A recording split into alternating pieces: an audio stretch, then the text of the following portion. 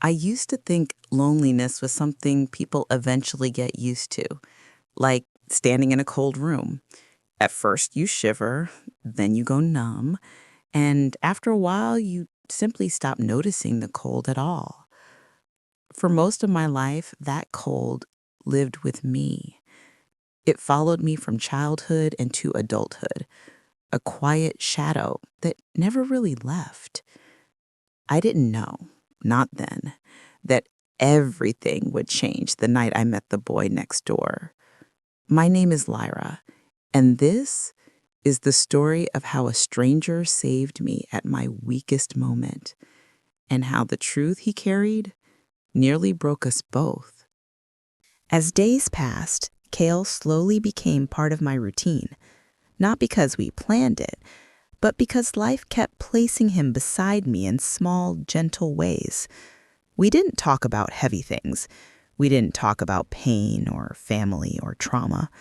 Mostly we talked about silly things: music, food, annoying coworkers, and the strange noises the pipes made at night. And sometimes we didn't talk at all. Sometimes we sat in the hallway, sharing silence, a silence that somehow felt safer than any conversation I had ever had with anyone else. But the more time I spent with him, the more I started noticing signs.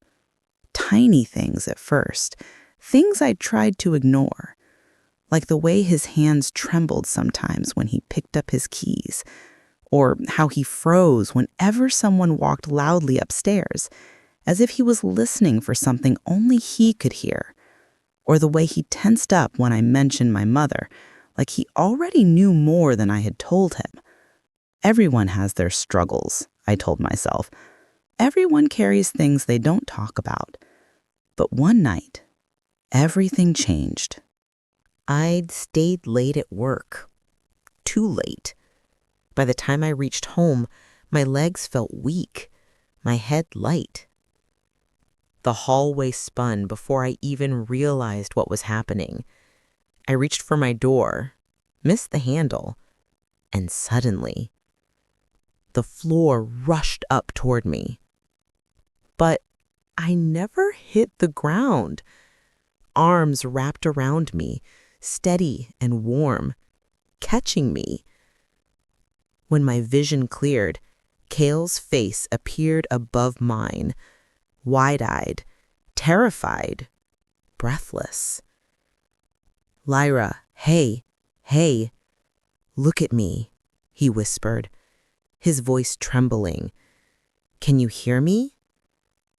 I nodded weakly. He exhaled in relief, a shaky, broken breath that said more than words. "You fainted. You scared me."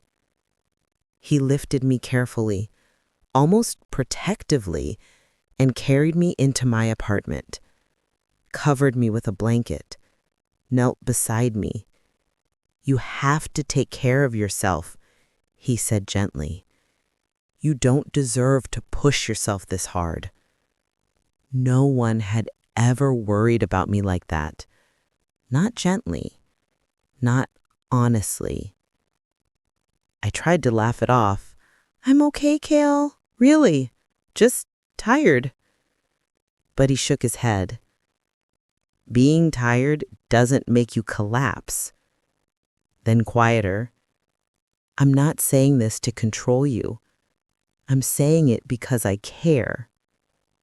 The word care echoed inside me like a warm light.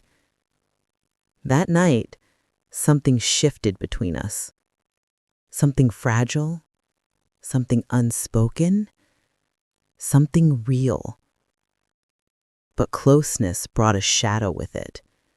The feeling that Kael carried something he wasn't telling me. Then came the blackout. The building went dark instantly, lights flickering once, twice, then dying completely. I lit a candle and sat by my door, listening to the wind. Then, a loud crash through the wall, a heavy thud, followed by a silence so deep it crawled under my skin. "Kael," I whispered. No answer. Another crash shook the floor. My heart pounded. Without thinking, I grabbed my phone, stepped outside, and knocked on his door. Nothing. I tried the handle. It opened. His apartment was almost empty. Bare walls, a mattress, a few scattered clothes. But at the far end, a door was slightly open. A faint light leaked out. My chest tightened. I pushed the door slowly and froze.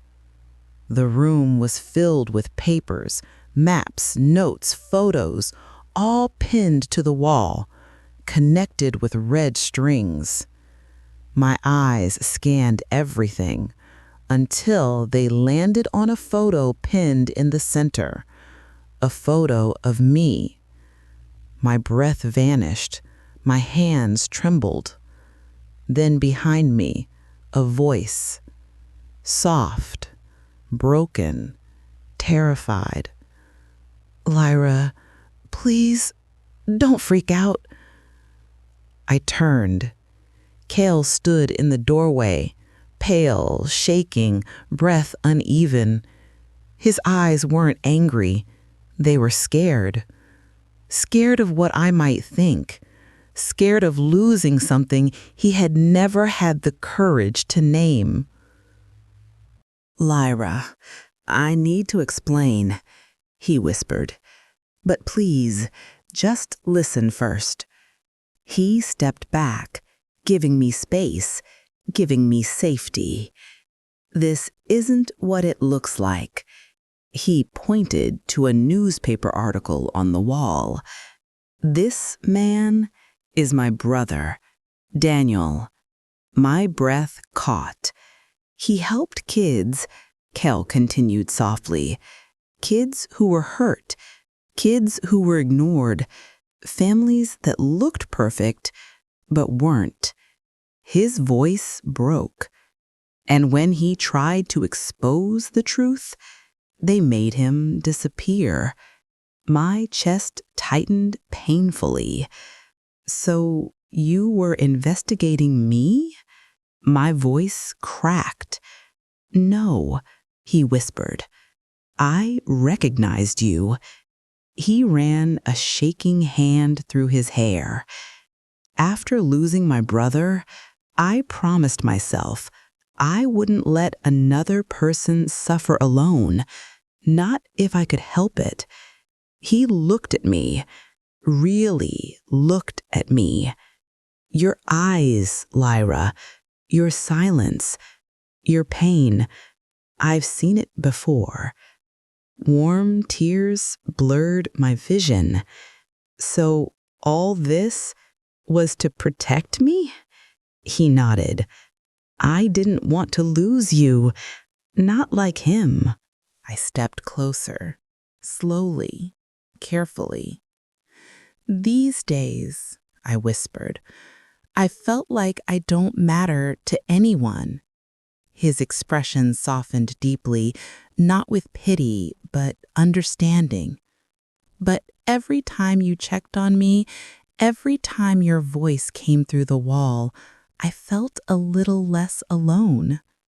Kael closed his eyes, a shaky, relieved breath escaping him.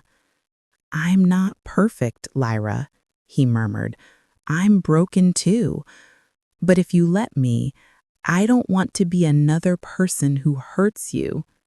"You're not," I whispered. "You never were."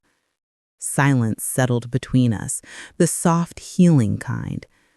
Not love, not yet, but something gentle, something real, something enough. He looked at me. "Will you still be here tomorrow?" he asked quietly. I nodded. "Yes, I will." The room grew quiet again, not empty, just peaceful. And in that soft silence, for the first time in a long time, I felt safe.